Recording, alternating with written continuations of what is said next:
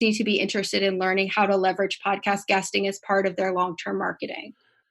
Okay, so we got to take a brief sponsor break. When we come back, we're going to ask Margy what's a typical day look like for her and how she stays motivated.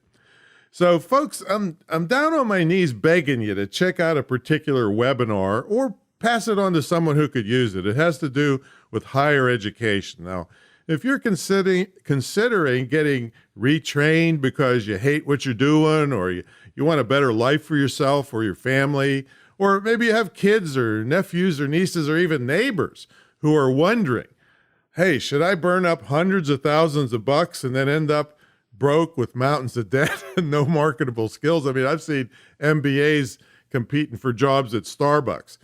All right, so you just got to watch this webinar.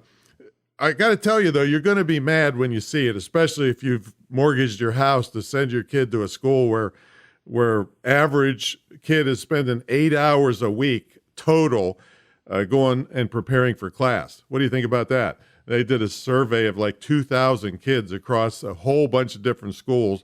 Most of the time is eating and partying and shopping. Right? So I don't know if I'd want to mortgage my house for that. But and you also see how they inflate grade point averages to make it look like the kids are smarter when the testing is showing they're actually dumber. So I don't know if I'd want to spend a lot of money for this. And this isn't just me hawking my school, my vocational school, where you can, have a marketable skill in a very short period of time.